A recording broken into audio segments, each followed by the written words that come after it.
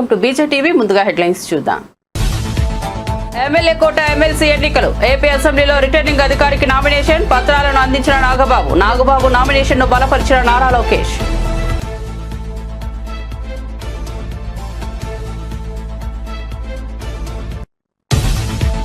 ఎర్రవల్లిలోని వ్యవసాయ క్షేత్రంలో కేసీఆర్ అధ్యక్షతన సమావేశం. బీఆర్ఎస్ పార్టీ ఆవిర్భావ రజతోత్సవ వేడుకల నేపథ్యంలో ఏప్రిల్ 27 నాడు బహిరంగ సభకు సన్నాహక సమావేశం.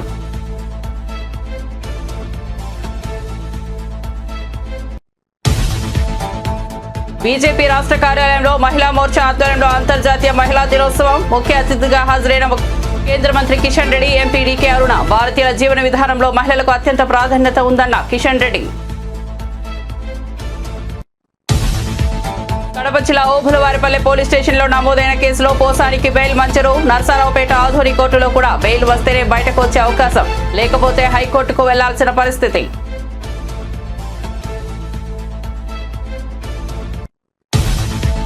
కాంగ్రెస్ సర్కార్పై బీఆర్ఎస్ సీనియర్ నేత పుట్ట విష్ణువర్ధన్ రెడ్డి మండిపాటు. ప్రతిపక్షంలో ఉన్నప్పుడు ఎల్ఆర్ఎస్ వద్దన్న రేవంత్ రెడ్డి, ఇప్పుడు అధికారంలోకి రాగానే ఎల్ఆర్ఎస్ ముద్దు అంటున్నారని విష్ణువర్ధన్ రెడ్డి విమర్శ.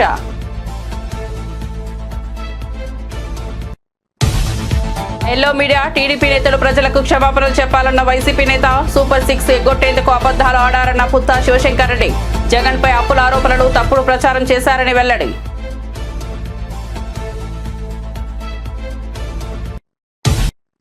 ఇక వార్త వివరాల్లోకి వెళ్తే ఎమ్మెల్యే కోట ఎమ్మెల్సీ ఎన్నికల్లో కూటమి అభ్యర్థిగా జనసేన నేత కొరితెల నాగబాబు నామినేషన్ వేశారు. ఏపీ అసెంబ్లీలో ఎన్నికల రిటర్నింగ్ అధికారికి నామినేషన్ పత్రాలను సమర్పించారు.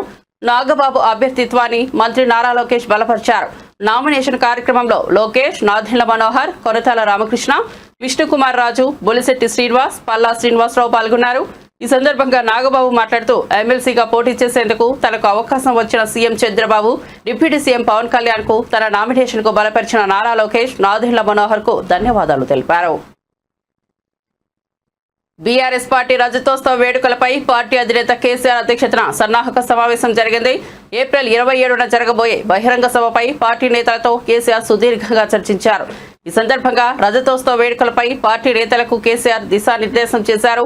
ఎర్రవల్లిలోని కేసీఆర్ నివాసంలో జరిగిన ఈ సన్నాహక సమావేశానికి కేటీఆర్, హరీష్ రావు, మధుసూదనాచారి, శ్రీనివాస్ గౌడ్, నిరంజన్ రెడ్డి, కేఆర్ సురేష్, బండా ప్రకాష్, సబితా ఇంద్రారెడ్డి, కవిత, గంగుల కమలాకర్, తలసాని శ్రీనివాస్ యాదవ్, వినోద్ కుమార్, ఎర్రవెల్లి దయాకర్ రావు, లక్ష్మారెడ్డి, పద్మారావు గౌడ్, జగదీష్ రెడ్డి, పల్లా రాజేశ్వర్ రెడ్డి, ఆర్ఎస్ ప్రవీణ్ కుమార్, దేశపతి శ్రీనివాస్, షేరి సుభాష్ రెడ్డితో పాటు పలువురు నేతలు పాల్గొన్నారు. విద్యుత్ ఛార్జీల అంశంపై శాసన మండలిలో అధికార విపక్షాల మధ్య వాగ్వాదం జరిగింది. కూటమి ప్రభుత్వం ట్రూ అప్ ఛార్జీలు వేసి ప్రజలపై భారం మోపుతోందని ఎమ్మెల్సీ బొత్స సత్యనారాయణ వ్యాఖ్యానించడంతో అధికార పక్ష నేతలు తీవ్ర అభ్యంతరం వ్యక్తం చేశారు. వైఎస్ఆర్సీపీ పాలనలో 10 సార్లు విద్యుత్ ఛార్జీలు పెంచారని మంత్రి అచ్చెన్నాయుడు విమర్శించారు. దీంతో అధికార విపక్ష నేతల మధ్య వాగ్వాదం జరిగింది. ఈ క్రమంలో వైఎస్ఆర్సీపీ ఎమ్మెల్సీలు సభ నుంచి వాకౌట్ చేశారు. వైఎస్ఆర్సీపీ సభ్యులు అవాస్తవాలు మాట్లాడుతున్నారని, సమాధానాలు వినే ధైర్యం వారికి లేదని అచ్చెన్న విమర్శించారు. గురించి మాట్లాడారు అధ్యక్ష. మన మంత్రి గారు మాట్లాడినప్పుడు, పవర్ మంత్రి గారు మాట్లాడినప్పుడు దీంట్లో కూడా ఏదో పవర్ సెక్టర్ నుంచి విధ్వంసం, ఈ విధ్వంసం ఎక్కడి నుంచి వచ్చిందో కానీ తెలియదు అధ్యక్ష. బ్రహ్మాండంగా వాడుతున్నారు అధ్యక్ష. విధ్వంసం వాళ్ళని విధ్వంసం చేస్తారు. విధ్వంసం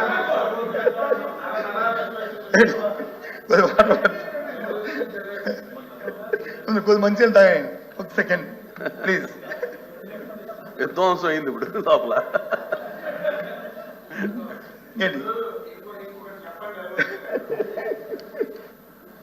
ఇవన్నీ చెప్తున్నారు మీరు, ఇవన్నీ చెప్తున్నారు. 5 సంవత్సరాల్లో ఇన్ని లక్షల కోట్ల అప్పు తీసుకొచ్చారు. ఏవో మేము పథకాలు ఇచ్చాం, మీరు మేనిఫెస్టో ఇచ్చింది 5 సంవత్సరాలకి, 1 సంవత్సరం కాదు. మేము వచ్చి 8 మాసాలు అయ్యింది. ఎన్ని చేయాలని చేస్తాం, తర్వాత ప్రజల దగ్గరికి వెళ్తాం, ప్రజలు నిర్ణయం చేస్తారు. దాన్ని పక్కన పెట్టండి. మీరు 5 సంవత్సరాలు ఇన్ని లక్షల కోట్లు తీసుకొచ్చారు. ఒక్కదానికైనా నిర్ధకమైనటువంటి ఆశ్రమిత ఇరిగేషన్ ప్రాజెక్టులు రాయలసీమ నుంచి ఇచ్చాపురం వరకు వెళ్దాం. ఒక్క ప్రాజెక్టుకైనా సరే మీరు డబ్బులు ఇచ్చి పూర్తి చేసి ఓపెన్ చేసిన సందర్భం ఒకటి ఉంటే అది కూడా చెప్పండి. ఈ రాష్ట్రంలో రహదారులన్నీ చెప్పాలి, అవి కూడా చెప్పాలి అధ్యక్ష, అవి కూడా చెప్పాలి. రహదారులు మీకు తెలుసు, నాకు తెలుసు, మీరు కూడా నరసాపురం భీమవరం ఏరియాలు తిరిగేవాళ్ళు. గోతులు తప్ప ఎక్కడైనా రోడ్డు ఆకారం కనబడిందా?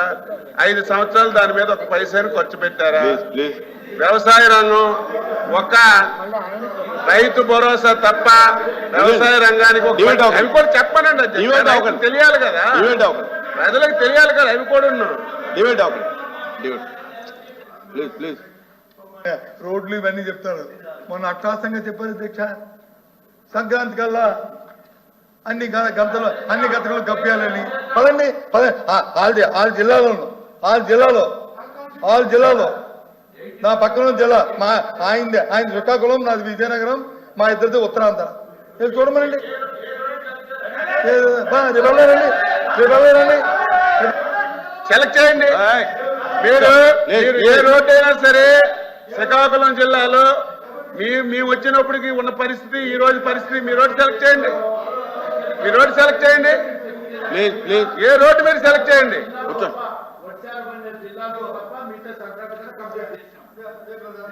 చేసుకోండి సార్, రికార్డులో ఉన్నాయి చూడండి. Please continue. మంత్రి గారు మీ ప్రణాళిక అవి చెయ్యాలని కాలం పడుతుంది. చేసామంటే అవుద్ది, అది చేసామంటే ఒప్పుకోను, చేస్తున్నామంటే ఒప్పుకుంటాను, చేస్తున్నామంటే ఒప్పుకుంటాను.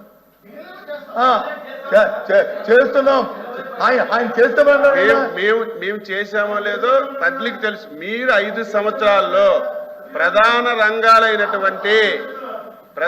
రంగాలైనటువంటి ఇరిగేషన్ ని, వ్యవసాయ పంచాయతీ రాజుల్ని, గ్రామీణ దాని గురించి మాట్లాడమని చెప్తున్నాను. మేము వచ్చి 8 మాసాలు అయింది, 8 మాసాలు అయింది అధ్యక్ష. ఏపీ మంత్రి నిమ్మల రామానాయుడు అనారోగ్యంతోనే అసెంబ్లీ సమావేశాలకు హాజరయ్యారు. కాన్యులా చేతికి పెట్టుకునే సభకు వచ్చి ప్రసంగించారు. ఆరోగ్యాన్ని పనంగా పెట్టి పనిచేయడం మంచిది కాదని మంత్రి నారా లోకేష్ హెచ్చరించారు. మంత్రి నిమ్మల జ్వరంతో బాధపడుతున్నారని, విశ్రాంతి తీసుకోమంటే వినట్లేదన్నారు. ఈ విషయంలో డిప్యూటీ స్పీకర్ రఘురామ జోక్యం చేసుకుని మంత్రిని విశ్రాంతి తీసుకునేలా హెచ్చరించాలని లోకేష్ కోరారు. నిన్న కూడా జ్వరంతో వచ్చారు, కౌన్సిల్ కూడా జ్వరంతో వచ్చారు. చెప్పా రెస్ట్ తీసుకోండి, 2 రోజులు కోలుకోవాలి, మీరు సరే పడుకోవట్లేదని చెప్తాను, వినట్లేదు. మీరన్నా చెప్తే వింటారేమో, మీరన్నా రూలింగ్ ఇస్తే గానీ వింటారేమో అధ్యక్ష. ఎందుకంటే పాప చాలా ఇబ్బంది పడుతున్నారు. అది very serious subject, is not keeping well. అయినా కూడా ప్రశ్న సమాధానం చెప్పడానికి వచ్చారు. అన్నా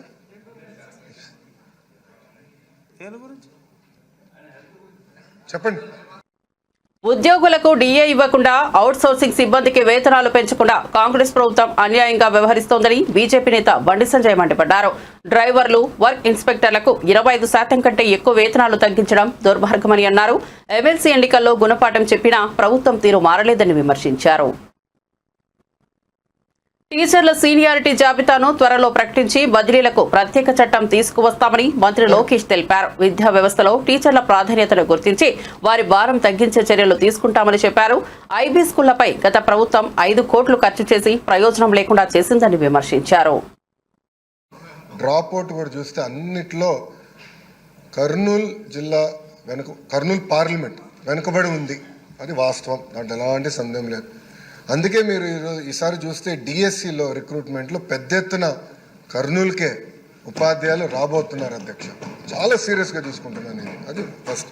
రెండోది, అపార్ ఐడి అని కేంద్ర ప్రభుత్వం ఇప్పుడు స్లోగా మ్యాండేట్ చేస్తున్నారు. అంటే పిల్లలకి జీవితాంతం ఒక ఐడి వచ్చేస్తుంది, ఆధార్కి ఇంటిగ్రేట్ చేసి ఒక ఐడి వస్తుంది.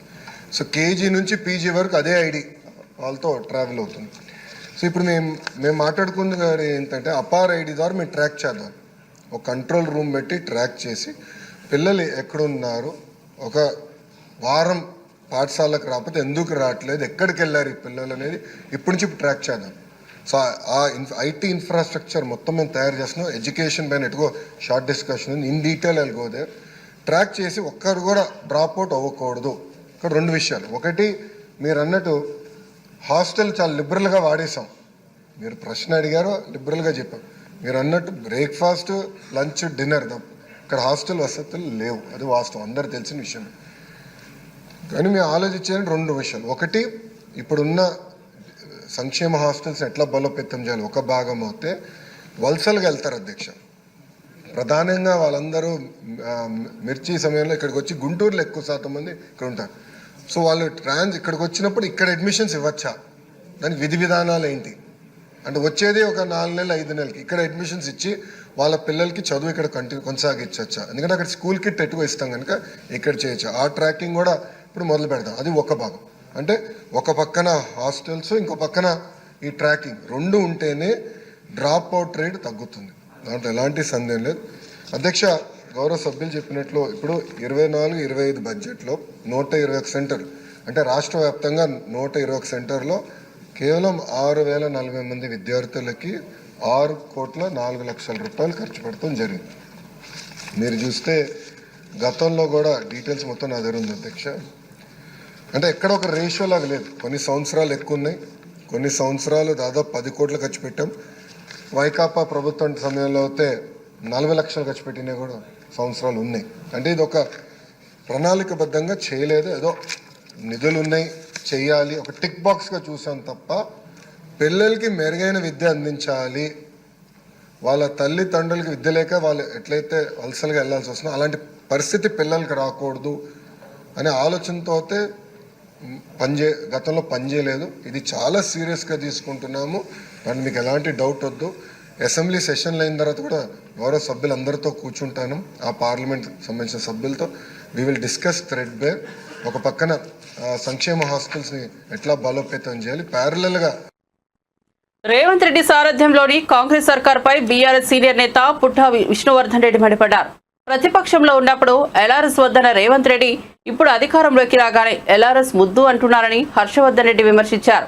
తెలంగాణ భవన్లో విష్ణువర్ధన్ రెడ్డి మీడియాతో మాట్లాడారు. రేవంత్ రెడ్డితో పాటు ఆయన మంత్రివర్గం గతంలో చెప్పినట్లు ఎల్ఆర్ఎస్ 100% ఉచితంగా తెలంగాణ ప్రజలపై ఎటువంటి భారం పడకుండా ఎట్లాంటి ఫీజులు వసూలు చేయకుండా చేయాలని డిమాండ్ చేశారు.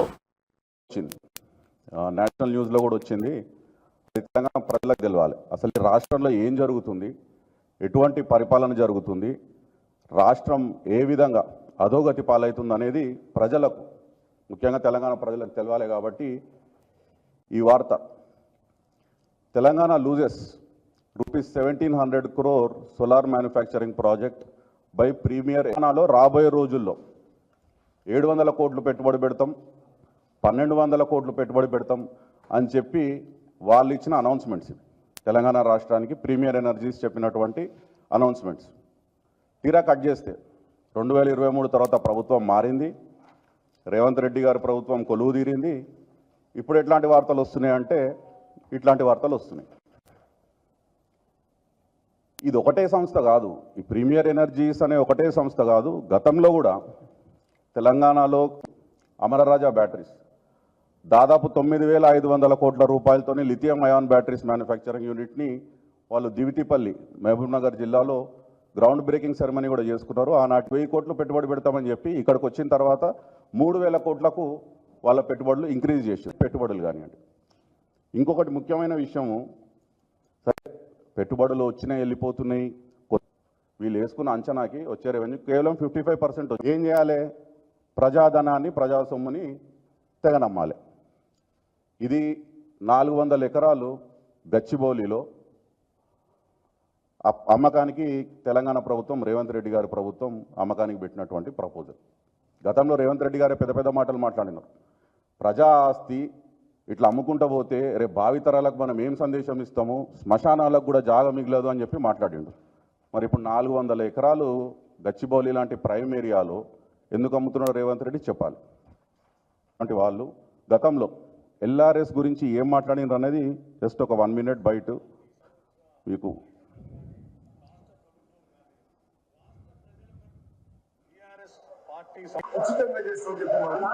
తెలంగాణ రాష్ట్రం దెబ్బతింటుంది, డ్యామేజ్ జరుగుతుంది. గత 15 నెలల్లోనే ఇప్పుడు మేము చెప్పినట్టు, మేము చూపించినట్టు కొత్త పెట్టుబడులు దేవుడు ఎరుగు, ఉన్న పెట్టుబడులు తరలిపోతున్నాయి.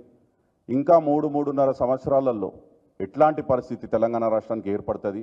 ఈ రెవెన్యూ లోటు ఏడికి తీసుకుపోతున్నారు? కేసీఆర్ గారు ప్రతి సంవత్సరం తలసరి ఆదాయంలో 1,20,000 నుంచి 3,50,000 రూపాయలకు పెంచిర్రు. జిఎస్డిపి వచ్చేసి 5 లక్షల కోట్ల నుంచి దాదాపు 15 లక్షల కోట్లకు పెంచిర్రు కేసీఆర్ గారు. కానీ ఇప్పుడు ఏమైంది? మొత్తం నెగిటివ్. రెవెన్యూ కానీ ఎవ్రీథింగ్, సొంత రాబడి కానీ అన్ని నెగిటివ్ అయింది. ఆ రోజు కేసీఆర్ గారు ప్రభుత్వంలో మేము చెప్పుకున్నాం, చాలా గర్వంగా చెప్పుకున్నాం, compounded annual growth rate year on year 17.5. Jagan ప్రభుత్వంపై అప్పుల ఆరోపణలు చేసిన ఎల్లో మీడియా చంద్రబాబు, పవన్ కళ్యాణ్, లోకేష్, పురంధేశ్వరి బహిరంగంగా క్షమాపణలు చెప్పాలని వైసీపీ అధికార ప్రతినిధి పుత్తా శివశంకర్ రెడ్డి డిమాండ్ చేశారు. రాష్ట్రం అప్పుల్లో ఉందన్న అబద్ధాల ఓట్ల కోసం చెప్పారని, సూపర్ 6 అమలు అడ్డుకోవడానికే ఆరోపణలు చేశారని విమర్శించారు. తప్పించుకోలేక వాళ్ళు ఇచ్చినటువంటి అఫీషియల్ రిటర్న్ స్టేట్మెంట్ ఆ సమాధానము ఏ అండ్ బీసీ ప్రభుత్వం మరియు ప్రభుత్వ రంగ సంస్థలు సేకరించినటువంటి సంవత్సర వారీ రుణాలు వివరాలు అనుబంధం ఉన్నాయని చెప్పి పై సమాధానము గౌరవనీయులైనటువంటి ఆర్థిక ప్రణాళిక వాణిజ్య పన్నుల మరియు శాసనసభ వ్యవహారాల మంత్రి వారి యొక్క ఆమోదం పొందింది. ఆర్థిక శాఖ యుఓ నోట్ నెంబర్ 2722-806 తేదీ 6/3/2025 పయ్యావుల కేశవ గారి ఆర్థిక మంత్రి ఆమోదముతో శాసనసభ సాక్షిగా ఆంధ్రప్రదేశ్ రాష్ట్ర ప్రజల సాక్షిగా రిటర్న్గా ఇచ్చినటువంటి అప్పుల వివరాలు ఏంటో ఒక్కసారి చూద్దాం. వాళ్ళు చెప్పినటువంటి 14 లక్షల కోట్ల, వాళ్ళు కూర్చున్నటువంటి 11 లక్షల కోట్ల ఏంటని వాళ్ళు ఇచ్చినటువంటి సమాధానం ప్రకారము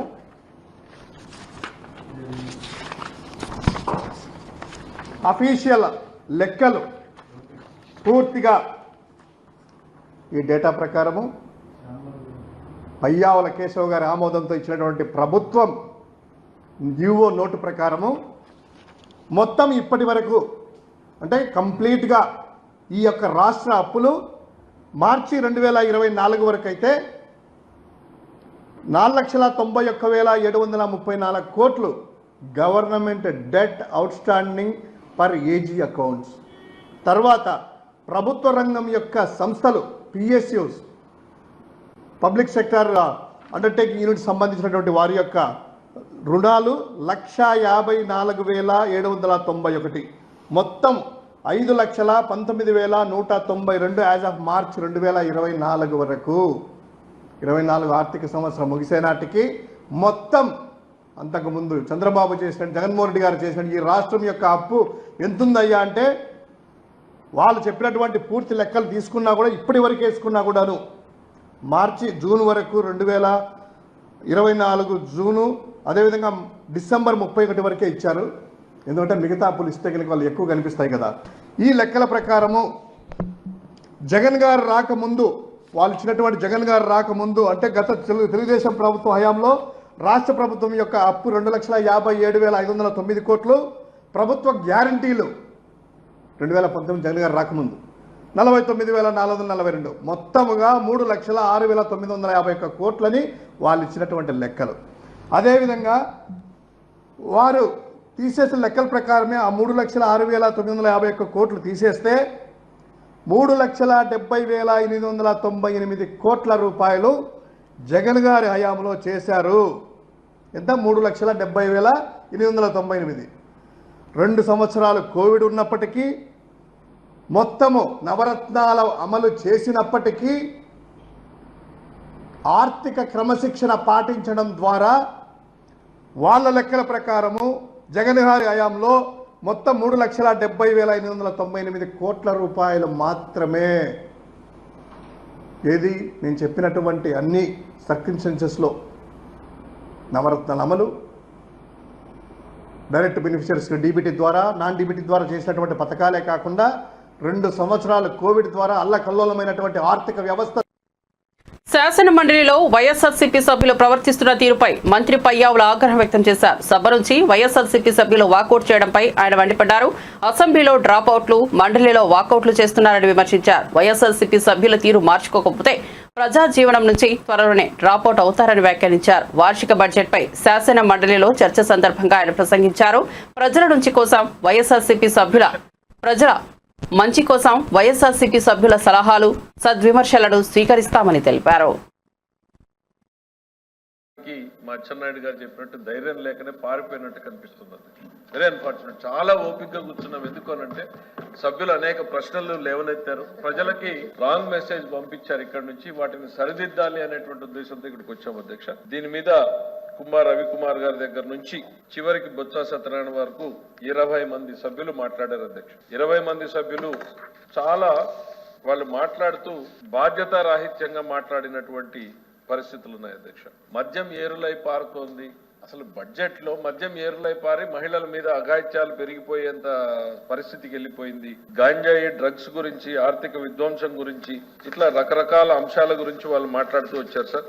అమరావతి గురించి, పోలవరం గురించి వీళ్ళు మాట్లాడితే వాటన్నింటికీ రిప్లైలు చెప్దాము, ఏం చేసింది ఈ ప్రభుత్వం, ఎట్లా ముందుకెళ్తోంది అనేటువంటి ఒక సదుద్దేశంతో మేము వెయిట్ చేస్తే ఈరోజు సభలో లేకుండా వెళ్ళిపోవడం అనేది నిజంగా వాళ్ళు వ్యూహాత్మకంగానే వచ్చారు అధ్యక్ష.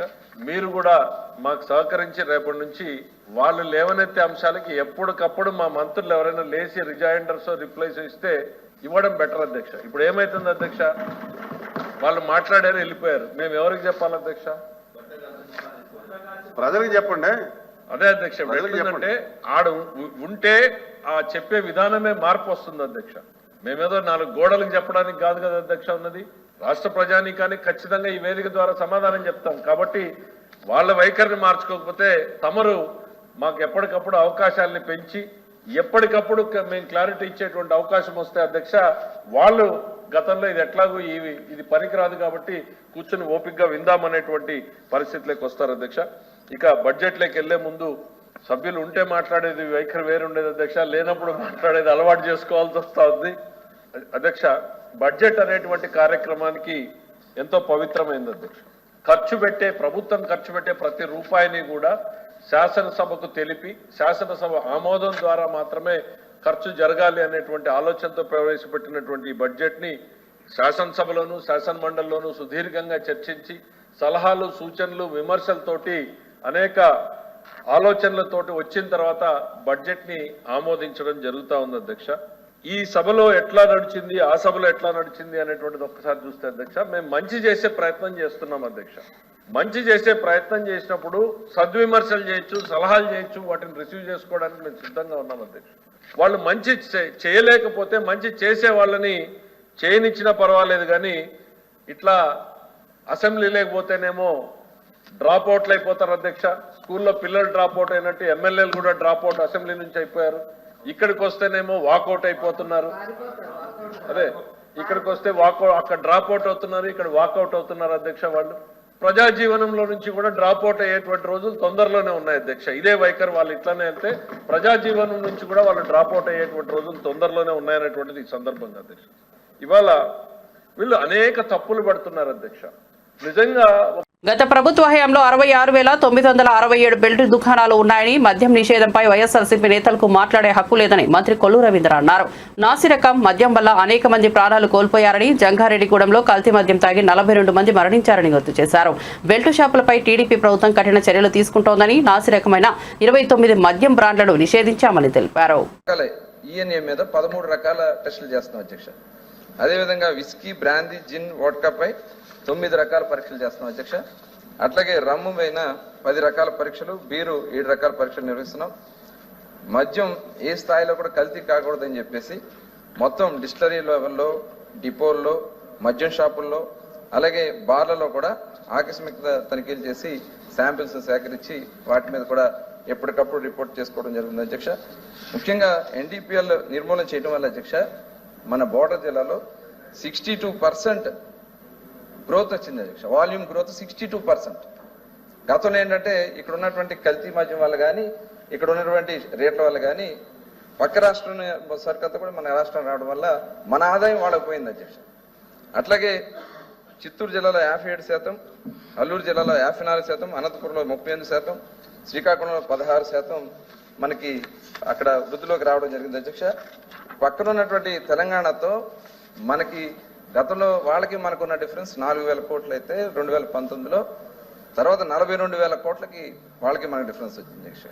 ఇవాళ ఆంధ్ర రాష్ట్రంలో, ఎందుకంటే వాళ్ళు తెలంగాణ పేపర్లో కూడా వాళ్ళు రాస్తా ఉన్నారు, ఆంధ్ర రాష్ట్రంలో మంచి క్వాలిటీతో కూడినటువంటి లిక్కర్ ఇవ్వడం వల్ల వాళ్ళ సేల్స్ పడిపోయినాయని చెప్పేసి సాక్షాత్తు తెలంగాణ పేపర్స్లోనే ఇచ్చినటువంటి విషయాన్ని కూడా ఈ సందర్భంగా మీకు ఒకసారి తెలియజేస్తున్నాను అధ్యక్ష.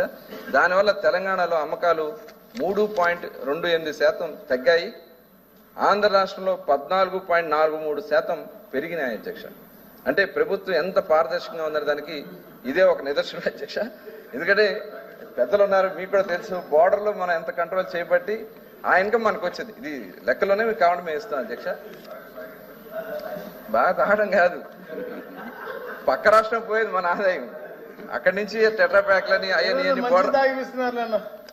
మీరు క్వాలిటీతో కూడుకున్నటువంటి ఇవ్వడం వల్ల పక్క రాష్ట్రాల నుంచి వచ్చినటువంటి ఏదైతే పక్క రాష్ట్రాల్లో లేకపోతే వేరే ఇల్సిట్ లెక్కరో తాగే పరిస్థితి ఉన్నది అధ్యక్ష. వాళ్ళు అవన్నీ మనం కంట్రోల్ చేయడం వల్ల మనకి ఇది పెరిగింది. ఇదే కాదు, ఇప్పుడు మేము ఒక 2% సెస్ కూడా పెట్టుకున్నాం అధ్యక్ష ఈ వచ్చే ఇన్కమ్లో.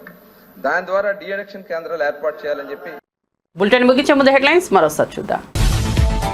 ఎమ్మెల్యే కోట ఎమ్మెల్సీ ఎన్నికలు. ఏపీ అసెంబ్లీలో రిటర్నింగ్ అధికారికి నామినేషన్ పత్రాలను అందించిన నాగబాబు నామినేషన్ ను బలపరిచిన నారా లోకేష్.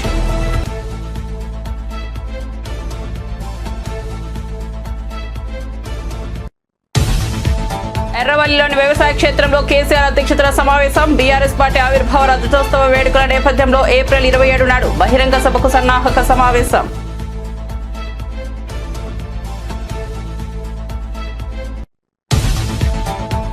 బీజేపీ రాష్ట్ర కార్యాలయంలో మహిళా మోర్చా ఆధ్వర్యంలో అంతర్జాతీయ మహిళా దినోత్సవం. ముఖ్య అతిథిగా హాజరైన కేంద్ర మంత్రి కిషన్ రెడ్డి, ఎంపీ డీకే అరుణ. భారతీయ జీవన విధానంలో మహిళలకు అత్యంత ప్రాధాన్యత ఉందన్న కిషన్ రెడ్డి.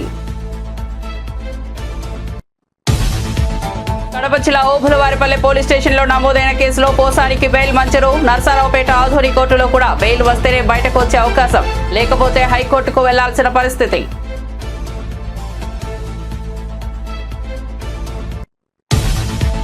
కాంగ్రెస్ సర్కార్పై బీఆర్ఎస్ సీనియర్ నేత పుట్ట విష్ణువర్ధన్ రెడ్డి మండిపాటు. ప్రతిపక్షంలో ఉన్నప్పుడు ఎల్ఆర్ఎస్ వద్దన్న రేవంత్ రెడ్డి, ఇప్పుడు అధికారంలోకి రాగానే ఎల్ఆర్ఎస్ ముద్దు అంటున్నారని విష్ణువర్ధన్ రెడ్డి విమర్శ.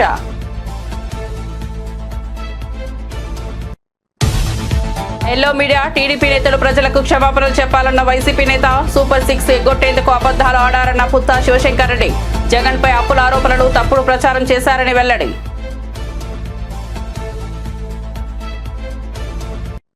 అప్డేట్స్ కోసం చూస్తూనే ఉండండి బీజే టీవీ.